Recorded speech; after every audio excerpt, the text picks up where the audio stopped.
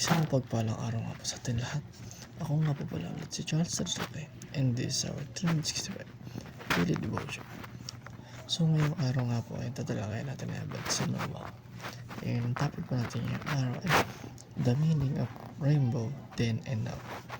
So ating papag-aralan ngayong araw ay matagpuan sa Genesis chapter 9 verses 12 to 17. And ang sabi po rito ay sinabi ng Diyos, ito ang tanda ng tipang gagawin ko sa inyo at sa bawat nilalang na buhay na kasama ninyo sa buong panahon. Inilagay ko ang aking baghati sa ulap at ito ay magiging tandaan ng tipan ko at ng lupa. At kapag tinipon ko ang mga ulap sa ibabaw ng lupa ay bahaghari ay makikita sa ulap. Aalalahanin ko ang aking tipan sa inyo at sa bawat nilalang na may buhay at ang tubig ay hindi na magiging baha, lilipol ng lahat na nabubuhay. Kapag ang bahaghari ay nasa ulap, ito ay aking makikita at maaalala at walang hanggang tipan sa pagitan ng Diyos at ng bawat nilalang na may buhay na nasa ibabaw ng lupa.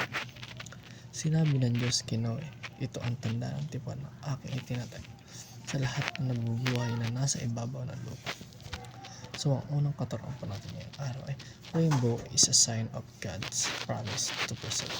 So ang rainbow daw, ang bahaghari ay isa daw itong senyas o sign na ng ating Panginoon na meron siyang promise sa atin na magpe-preserve siya ng anumang bahagi na kanyang gusto o kanyang mithiin. So ang tipan daw iyon ay yung magpapakita sa atin na tayo nga ba ay karapat dapat o magbibigay ng sign ng ating Panginoon sa ating buhay. So ang pangalan naman ito sa ating katuruan ay rainbow is an assurance of redemption in Christ. So ang rainbow daw ay nagbibigay ng assurance ng ating buhay na si Christ daw ay mayroong redemption sa ating buhay. Na redemption in Christ daw ay ito nga ang makakatulong sa atin o ang bahaghari nga ito nga ang senyas na ipapakita sa atin ng ating Panginoon upang tayo bigyan ng assurance na mayroong redemption in Christ.